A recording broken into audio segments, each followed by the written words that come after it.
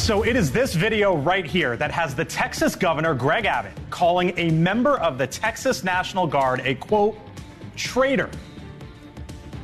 Why are you running, dude? I got very, very scared. Oh, what? No red lights? I know, I'm just very scared. Driver, nothing? He's a driver. We'll explain what happened there along the southern border. Plus, you saw it here first on NewsNation, a congressional investigation into possible terrorists coming across the border. Immigration, the southern border, of course, have become some of the key issues in the presidential race. But now, could there be a new one? Nebraska. Yes, Nebraska.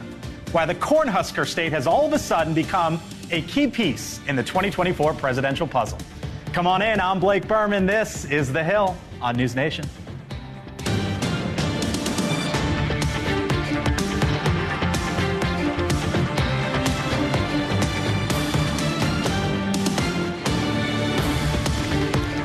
All right, here we are. Here we go. Come on in. Thanks for being with us, hanging out with us today. Madison Gessiato is a Republican strategist and the former spokeswoman over at the RNC.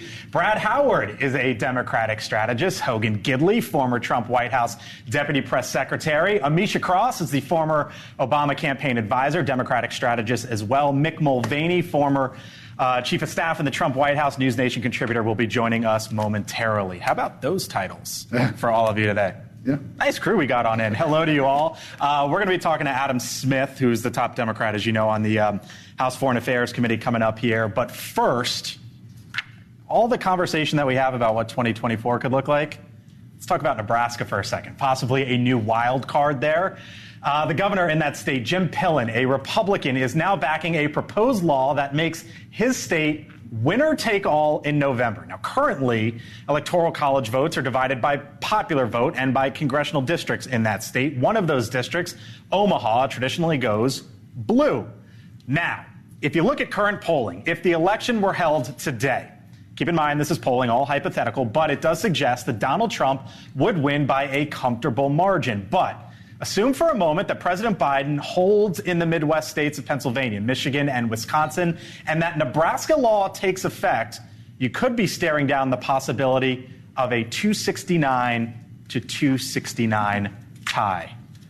You worried about that as a Democrat? I mean, that's one electoral vote. They all could count. I mean, I think every vote's going to count in this election. It's going to be really tight regardless. I agree with the Democratic Party chair for Nebraska, because I think that it's very important for them to maintain what they've been doing. At the end of the day, this is, it's not really a state that has largely been in play for Democrats, right. And one vote is not going, I don't think that this is going to be one that we list as a hard-fought race in Nebraska, at least for President Biden. Is that scenario implausible? It's not implausible. It's not impossible. I mean, this absolutely could come down to something like this. I do grant a lot of kudos to the state of Nebraska and for those Republicans saying we're going to do this and we're going to do it the right way. We're not going to just decide to ignore laws days before the election or on Election Day. We're going to focus on doing this the right way, taking it through the legislature. In fact, there was just a flip in the legislature. Senator Mike Donald just went from Democrat to Republican. Now it's filibuster proof. So this is on a fast track to become law and potentially upend the outcome of Nebraska. And by the way, this is the first time I think Nebraska has actually been relevant since Tommy Frazier was the quarterback at the University of Nebraska in the early 90s. Tommy Frazier. But does that presuppose that it hasn't been done the right way for decades? No, I'm saying if they're going to change the law, do it the right way, whereas Democrats in 2020 and 2022 just ignored the laws and didn't follow. I think this is I was going to say this is another example of Republicans can't win in that seat, so they said they're going to change the rules before the election and make it where it does matter. So you're kind of, these people are losing their ability to express who they're going to vote for. I don't have a broader position on this, on whether it should be by district or by state, winner take all. But I do think in this situation that changing the rules right as we head into an election is confusing to voters. That's bad for democracy. You changed but the all reality the rules is before 2020, like days before. What do you mean? We had COVID in 2020. It necessitated changing the rules. You look We across couldn't the go in person entire and vote. country, and the majority of states are already winner take all. So they would really be moving in line with with the majority of states in this country, no, it's not likely that this one electoral college vote will matter, but it doesn't mean it's not a possibility, as Hogan said. So I think every single vote is going to matter this year. It could be very tight. And historically, you look back, the polls right now show Trump leading in a lot of places,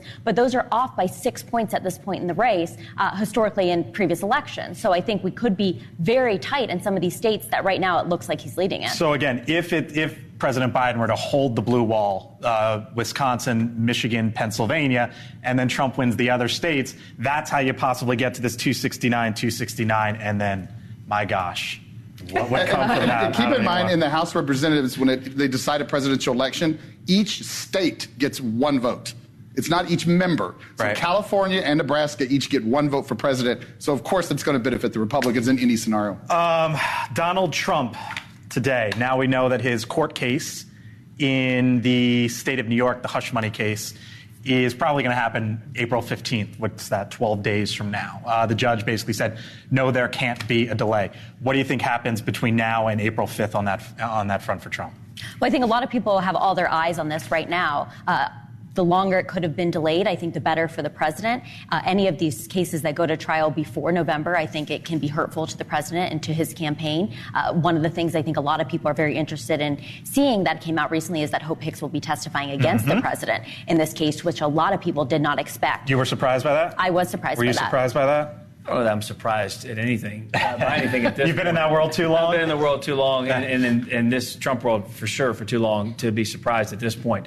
Look, it's obvious these politically motivated attacks are going to continue, whether they be through the court system or advertising or whatever. We're in that season. It's time for this. But the fact of the matter is Donald Trump is facing a lot of charges in a lot of different cases. It looks like a lot of these, though, are starting to fall apart piece by piece, regardless of this partisan judge, regardless of his rulings. Obviously, the Trump legal team would like to delay this as long as possible, but is it going to happen here?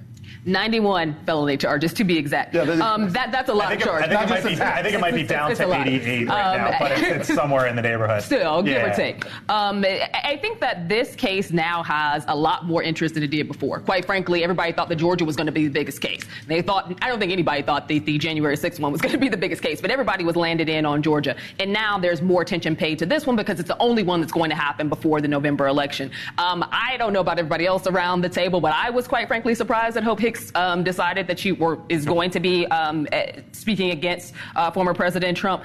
In addition to that, I think that specifically with this case, obviously the media circus around it is going to be huge because it's the only one we have left before the election cycle. But also, this is a former president who's still out here making statements that are negative towards individuals who surround the judge himself. So I think that there's a lot of problems. Hope Hicks, by the way, for those who don't know, those at home listening to us on Sirius XM, was there day one of the campaign.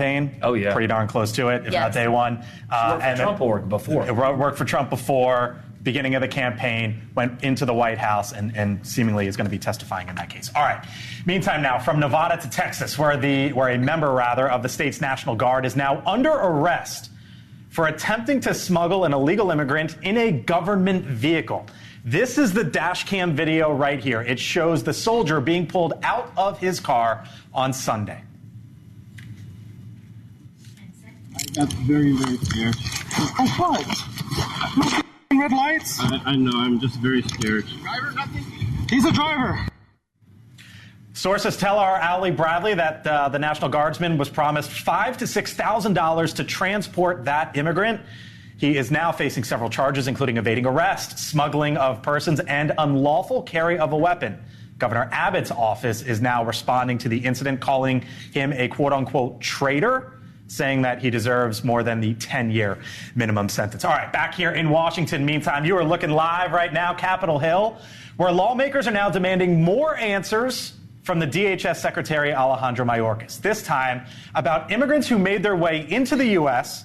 through the southern border, and concerns now about them being on the terror watch list.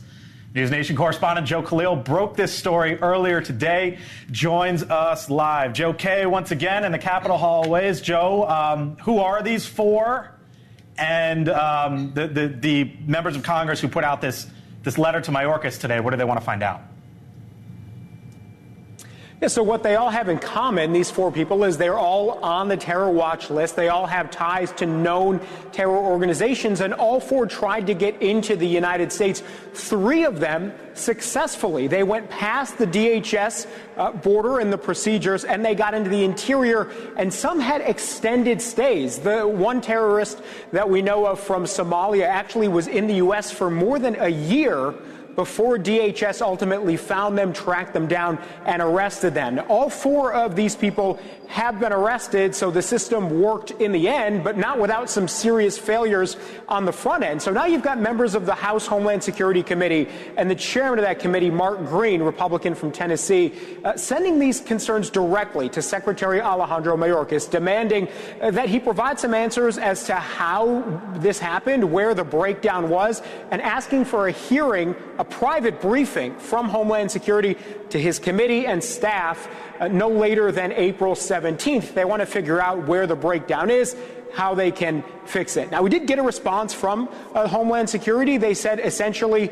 that they work with the FBI. They have very sophisticated methods to try to keep people out. They use biometrics, but that their system is only as good, frankly, as the data that they have. It does not always work perfectly. Nonetheless, they feel, and they tell us, they are keeping the American people safe. Still, we've seen these incidents now where they fall through the cracks. So it will be interesting to see over the next few weeks or so what the response is from the agency, Blake.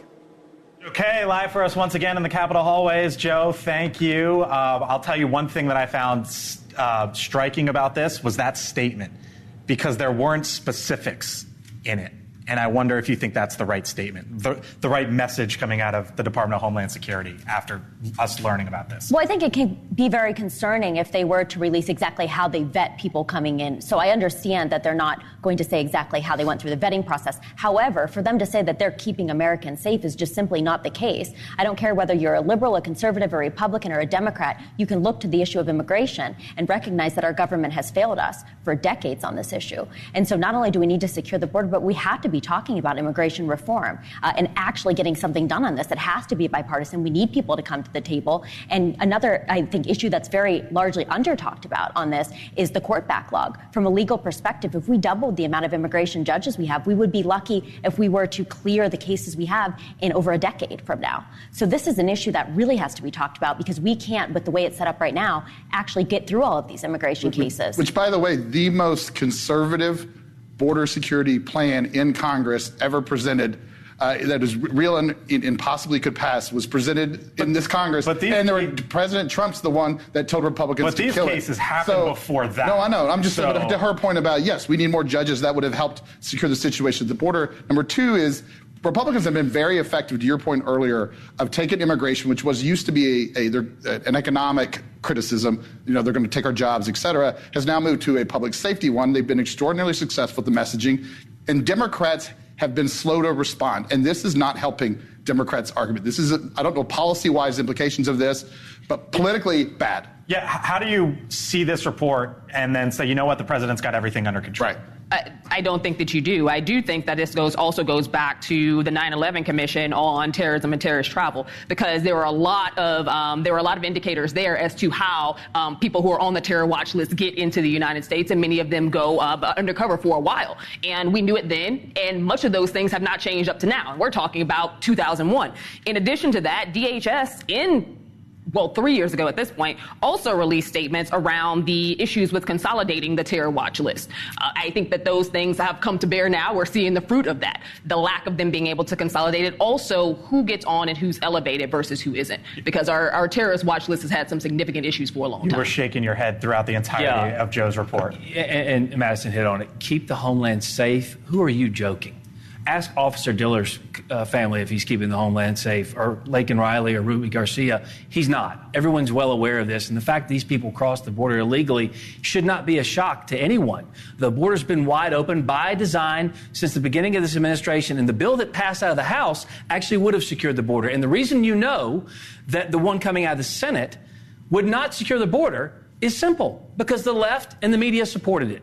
If it really would have done something to fix it, and the most conservative senator in the U.S. Senate voted with the bill that passed the House would have actually done the things we wanted, but to had no the chance border. of becoming law. Well, neither does this one. It did until President Trump killed it. No, it does till it doesn't. I voted for it before I voted against it. John Kerry, it didn't have a chance to pass. It was never going to pass the House. In addition, let's also talk about Chinese nationals coming across the border Nothing within as well. that bill would have changed. 342 in 2021 came across the border, Chinese nationals now. We're up to 22,233 in this year alone. Already in 4 months. Part of your concern. I'll give you the last word here. No, I was going to say nothing within that package would have changed the backlog that we have currently, nor, again, the Commission on Terrorist Travel. There are several things that were listed from 2001 to today that were not addressed within that bill, and that would not have changed even if that bill passed. That's right. Meantime, coming up here on the Hill, President Biden in the recent weeks has tried to put the focus on the housing crunch.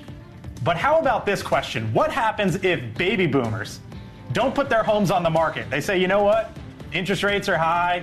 I've got the mortgage paid off. No reason for me to sell. We'll look at a new report that suggests that very well might happen and what it might mean for November. Plus, Mulvaney's out there. I promise you, he is. He just logged on. What's up, Mick? Hot mic with Mick here, and Mick's hanging with us for the rest of the show.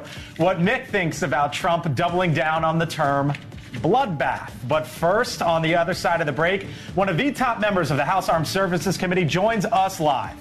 What Congressman Adam Smith believes should happen next in the war between Israel and Hamas. Live look at Capitol Hill. You are watching The Hill here on NewsNation. We're back in a few. Stay with us.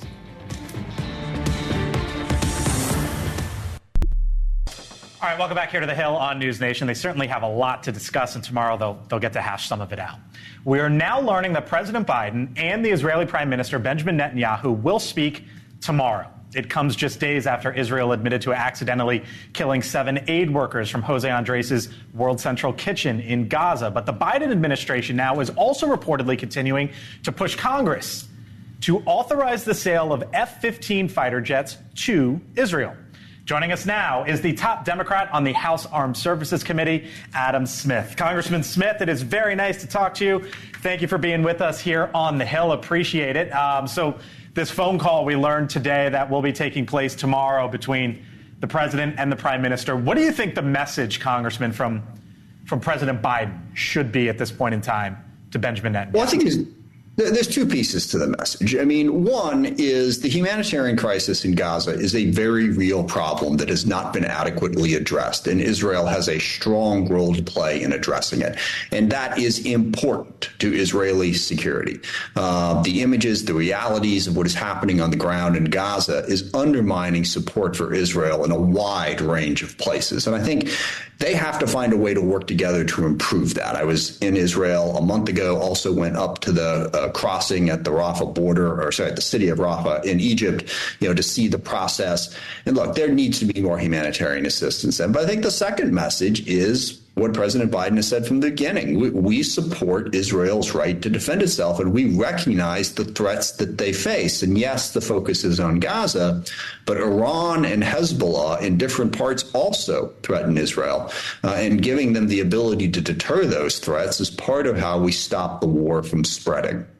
Do you think that more Democrats should deliver that message, Congressman, the two parts? Because we are certainly hearing a lot on the Gaza front and the aid front there and what all needs to happen. But sometimes it feels like we forget that this was started 6 months ago by Hamas, and Israel was attacked, and there's hostages and Americans still being held hostages. And as I hear you articulate both sides, I just wonder, as someone in your party haven't been focusing on both sides, if you feel that should be the case.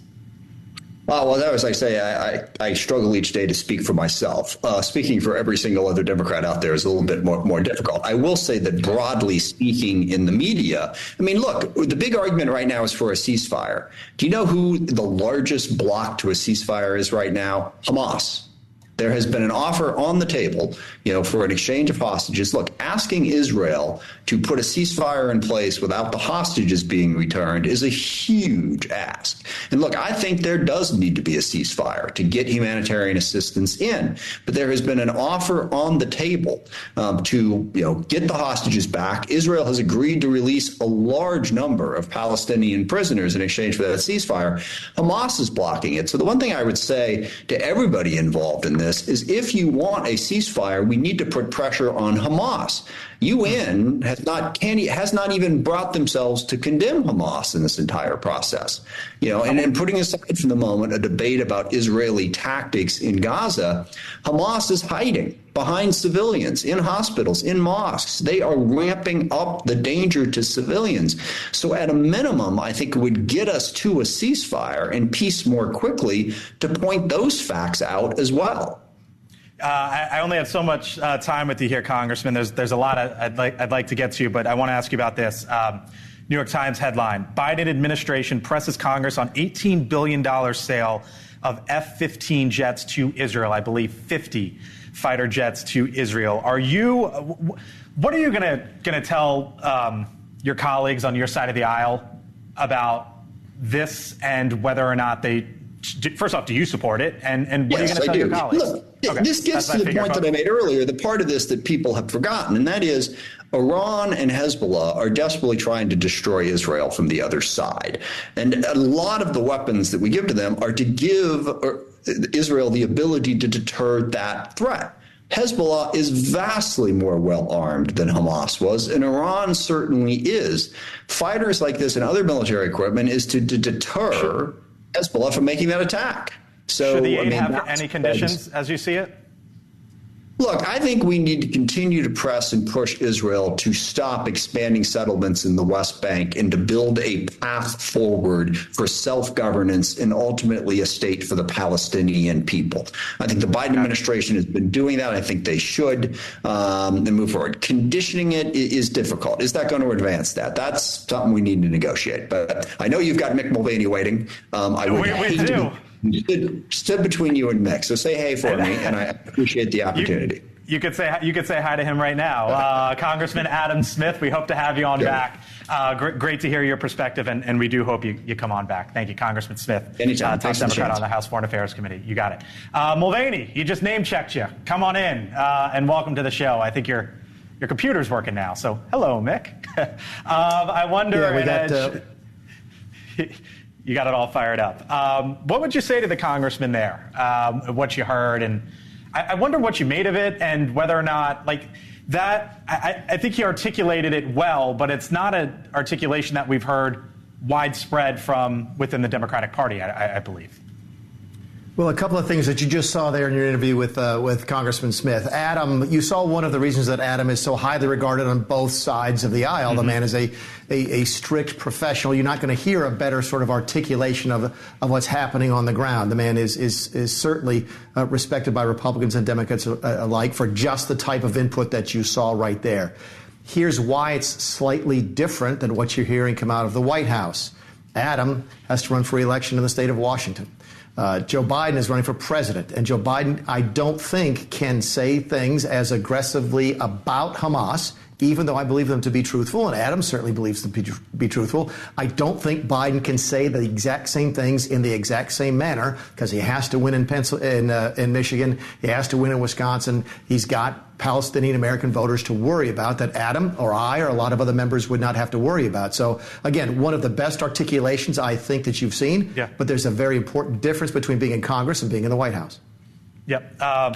Yeah, it was fascinating to hear his perspective. Again, the top Democrat on the House Foreign Affairs Committee, Adam Smith, joining us. All right, Mick. Meantime, at a time of major issues facing U.S. foreign policy, two of the administration's key officials today face problems that were just totally out of their control. The National Security Advisor, Jake Sullivan, postponed a trip to Saudi Arabia as he is now recovering from a cracked rib. We hope he gets better soon. Sullivan was expected to discuss the possibility of the Saudis reinvigorating talks with Israel towards normalization of relations. Meantime, the Secretary of State, Anthony Blinken, had to drive from Paris to Brussels after his plane was grounded because of mechanical problems. happens to all of us at the airport. I mean, every now and have to drive again. And apparently, it happens to the Secretary of State, too. All right, still much. What were you going to say? Just real quickly, that fleet that handles our secretaries, by the way, First Lady's plane under the Trump administration had problems as well. Really? It's a little shaky. I mean, those planes aren't the newest planes out there. You've flown on them? Or? I've flown on several of them, yes, and they're not in the best condition. I would recommend them taking a look at those. You don't want the frequent flyer miles from there? No, I do not. Okay. All right. Still much more ahead here on the Hill. RFK Jr. tries to set the record straight. Believe either of them are going to destroy democracy. The presidential candidate appearing on Cuomo last night, trying to clarify some comments that made headlines this week. We'll get into it. Plus, the housing market and politics. President Biden is trying to tackle affordability. It is a huge issue, as you know. But what about this question? What happens if baby boomers say, you know what? We're just not going to sell. The thing's paid off. Interest rates are high. Can the president do anything about that in an election year? The Hill here on NewsNation, returning in a few. Stay with us.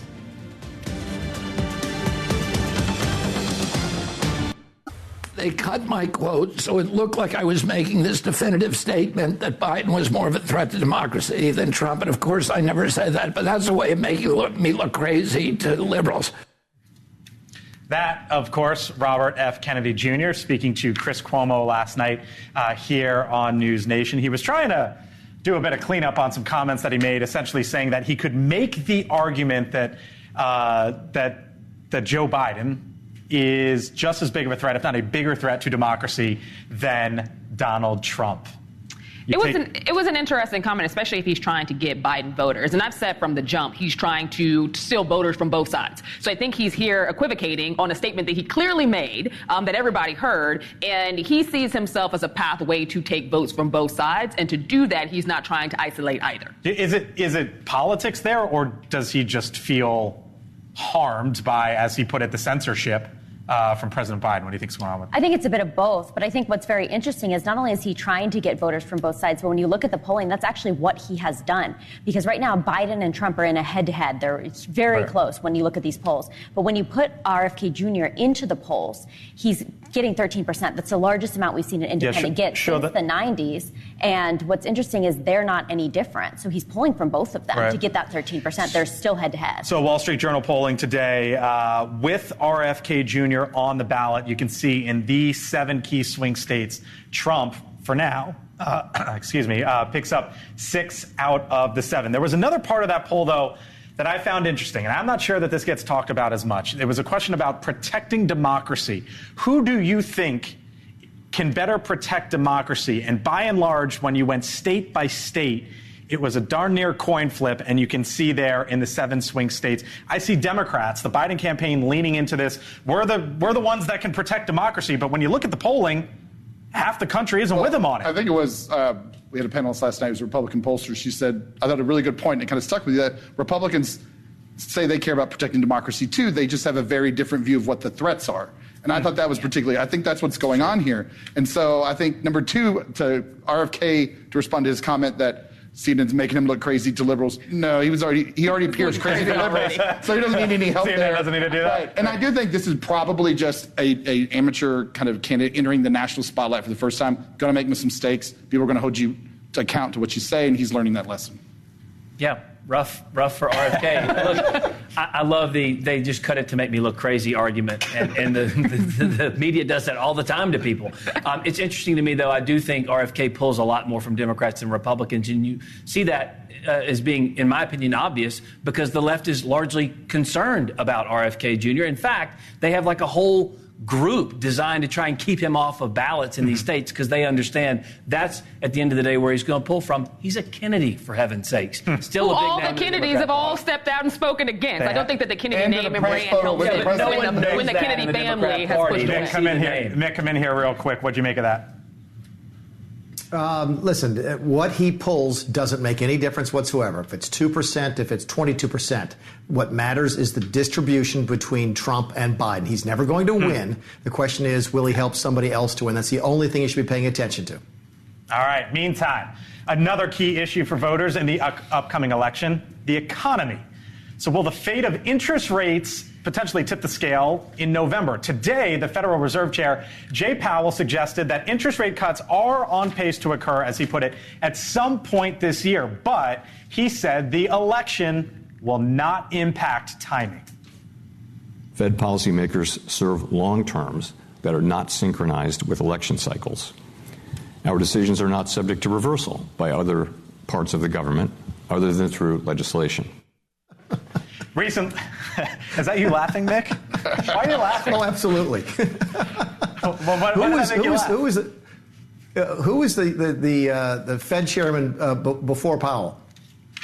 Oh gosh, you caught me on the spot. It was it's Janet Yellen. Janet Yellen, at least before. In the batting order was Janet Yellen has been the Fed chairman. She's now one of the biggest politicians and one of the most partisan people in the country.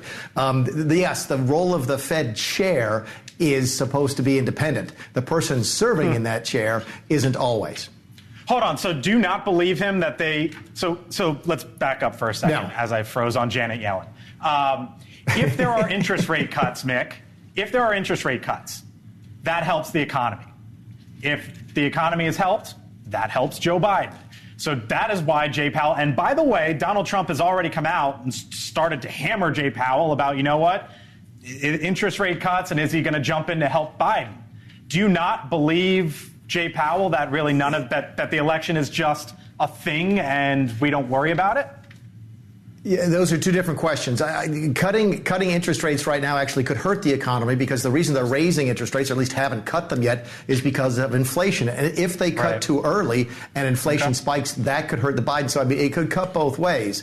But on the issue of whether or not they followed the elections, look, it was an open joke on Wall Street about, I don't know, 3 or 4 months ago when they started to have this conversation about, they might cut rates 5 times this year. Yeah. That goes back to January, I think. And everybody's saying, what data is Jay Powell looking at that we aren't seeing, that ordinary economists and business people aren't seeing? And of course, the answer is he was seeing the polling data. That was sort of the open joke on Wall Street. Kevin O'Leary, Shark Tank fame, was on this show, by the way, last month, saying he's telling his portfolio companies to prepare for no interest rate cuts. Side note there. By the way, show the Redfin headline, because this is what got my attention. Story from Redfin, quote, "Till death do us part. More than 3/4 of baby boomers plan to stay in their home as they grow older." The reason why this caught my attention is because President Biden's been out there on the trail, essentially, talking about housing affordability. If baby boomers don't sell their houses because they're not cutting interest rates, what does that mean for the housing market? There's not going to be houses for people to buy. Is there anything the president can do about that? No, I don't think so. No, he can't. But it's a huge issue right now in the housing market. We're seeing it all across the country. Nobody wants to go into a 7% mortgage if they don't have to. So people are staying in their homes they already own, or they're staying with those 2 to 3% interest rates that they got post-COVID-19. Or if you're a baby boomer and you've got that interest, you've got no mortgage on your house, you're like, why am I downsizing? I'll just stay in a house with no. Yeah, and this is just adding to the squeeze that a lot of Gen Zers are facing right now, post-millennials, in the sense of the income they're making isn't keeping up with some of these stresses on here. And housing is a very difficult thing to move because there's so many different inputs and decisions involved. It's not all tied to rates. It's also tied to the price of lumber and demand in other areas. And we had a huge pause on all that during the pandemic, right? Not to mention the costs are up. So this is very complicated, but I think he's smart to focus on it. Let's just make sure he's giving answers to people that can actually, but young builders want to see him fighting for it. I think that's smart. All it's going to do is push more people into the rental market. And we've already seen that happening across the country, even in places where, exactly, those rates aren't going down either. I will say that we have seen some cities and city leadership kind of take ownership of trying to find more affordable housing and create policies where this actually happens. And the president has met with mayors across the country to try to promote that as well. It's going to be extremely difficult, especially if those older Americans aren't selling their homes. But that just means you got to be really good friends with your grandparents. Move in with the grandparents. Well, Vania, I cannot believe I didn't get Yellen on the spot there. My goodness. You got me. No, that's fine. Right. But look, Amisha is spot on this housing thing, by the way, because land use is mostly local in this country. In fact, it's almost entirely local. There's very little Washington can do to make a new, more products for sale. The president there would be doing the right thing by reaching out to the mayors and saying, hey, look, all you need to do is approve more housing in your neighborhoods. California doesn't approve any new housing. It's why it's so expensive out there. So Amisha's spot on. It's really hard to do, but the president looks like he's going down the right road. All right, still to come here from the Hill. Did the Kansas City Chiefs finally lose? What taxpayers in their home state shot down in local elections last night. And Hot Mike with Mick, new column out today for Mulvaney. What is really driving up inflation, he says. He's warming up. Hot Mike with Mick, other side of the break. Stay with us. Describing what would happen to the country if he loses the election. The full clip, though, shows that he was talking about the auto industry. But he is not shying away from that term now. He is embracing it. I stand before you today to declare that Joe Biden's border a bloodbath, and that's what it is. It's a bloodbath. They tried to use that term incorrectly on me 2 weeks ago. You know, it's all about misinformation. All right, Mick, so why does he keep doing it? Give us the inside there. Why do you think he's going down this path?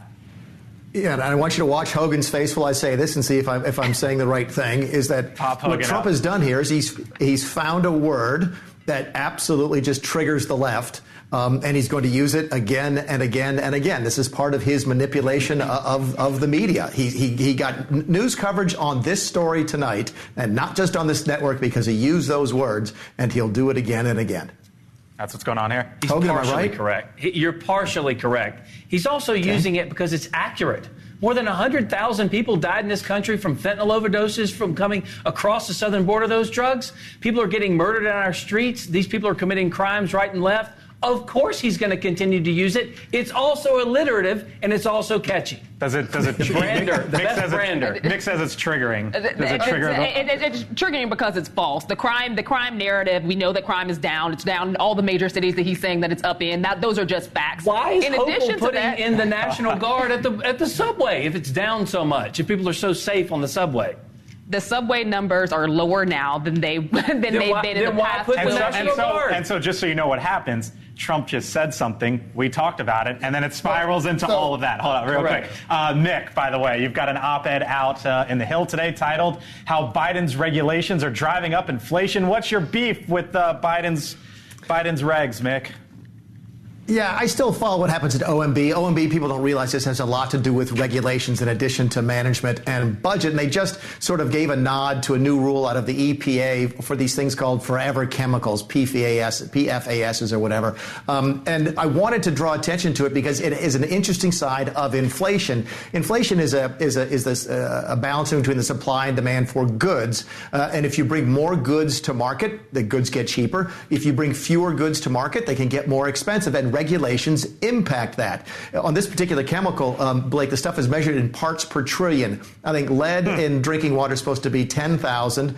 Arsenic is 15,000 parts per trillion now. Cyanide, the last time I checked, that's really bad, is 200,000 parts per trillion. And the EPA rule for this stuff is 4. Okay, and the data that came out about this is that it could raise our water bills by $300 a month. So it's a wonderful example of how regulation can lead to inflation. One of the things that Donald Trump did really, really well through deregulation was allow more products to come to market quicker and cheaper, and that's why you had growth without having inflation. But Biden's doing the exact opposite. All right, Hot Mike with Mick. Mick, thank you. Meantime here. Did the Kansas City Chiefs finally just rack up a loss? Residents of Jackson County, Missouri said no to a new sales tax to fund renovations to the Chiefs' Arrowhead Stadium. 58% of voters rejected extending a sales tax for the next 40 years to fund projects for the Super Bowl champs and a new ballpark for their neighbors, the Kansas City Royals. And who should foot the bill for the cost of putting on a marathon? Every year, the New York City Marathon shuts down the Verrazano-Narrows Bridge. That right there, leading to some picturesque moments, but also lost revenue for the city. Well, now the Metropolitan Transportation Authority gets this, wants that organization that puts on the marathon to pay roughly $750,000 to continue using the bridge. Fair? I mean, they shut the thing down. They want the money, but like the economic impact, I think, is a few $100 million. The other thing I want to back up to what Mick said earlier about regulations. Oh, you want to go back to regulations? Real quick. The one thing is like when he says, yes, it puts goods in the market, more quickly, but also less safe. And I think that's what you got to do. And then additionally, the cost of regulating environmental protections reduces the cost on public health care, extends lives, and you can't really put a price on that. Back to the bridge. Yes. I don't get the mentality of Democrats in general, but I sure don't get the mentality of marathon runners. I don't know what the gym rat. I'm not running there, and I'm not running home. That's a whole different story. I'm out on marathons. All right. Do what you want. Charge them what you want. How about this for numbers, by the way? A record in women's hoops. More than 12 million people watched Monday's Iowa-LSU matchup in the NCAA women's tournament as Caitlin Clark led her Hawkeyes past Angel Reese's Tigers. For context, that means more people watched Caitlin Clark's continued march to history than last year's World Series. Pretty remarkable. I love it. I was super excited about this. I've become a Caitlin Clark fan, following along, watching obviously her loss last year to LSU, her hard work in the offseason. Every single time someone has a minor comeback, you see a great or minor setback, you see a great comeback as a result of the grind. And it sets things different for women's sports, specifically NCAA. I'm very excited. Obviously, my team didn't win. I was rooting for LSU. However, I think that this is going to set the stage for a large argument, one, for WNBA to pay these women more, but also for sports watchers nationally to pay more attention. This is the dream of Pat Summitt, God rest her soul, to actually have Americans pay attention to women's basketball. I think that this is a huge day. And potentially some more revenue for the WNBA. Exactly. And for these players in college, too. Oh, my gosh, she's making millions, I think. All right, still to come here from the Hill. Mick, goodbye. Hello, thank you. Here's a burning question. Are lawmakers going after pizza in New York City? Leland Vittert, host of On Balance, joins us after the break. What on earth are they doing in New York with pizza? Thank you to the panel. Marathon runners pizza for back in the field. I'll take the pizza. Yeah, no, Jeff. Special guest Bill O'Reilly on Cuomo. You're wrong, as usual, but it's your show. TV's liveliest, most honest debate. But I really enjoy these conversations, and I look forward to the next one. Tonight at 8, 7 Central, only on NewsNation. All right, so before we say goodbye, here's a story that caught our eye. There is new pushback on the New York City pizza crackdown after a new bill aims to drastically limit the use of wood or coal-fired ovens in restaurants starting later this month. One Staten Island lawmaker is taking things into his own hands now, saying the measure is, quote, ethnic discrimination, and that it forces pizzerias and matzah makers to comply with the new green initiative. Meanwhile, the Florida governor, Ron DeSantis, burned the New York pizza proposal on X, saying, quote, we will always support the right of pizza makers to ply their craft using cold fire ovens. Ronnie D there with a little bit of a burn. He has some extra time to go. Extra time on his pizza hands tasting. Now? Yeah, I thought it was interesting. It was a pizza shop that had moved from Connecticut down to Florida. Yeah, one of the big ones.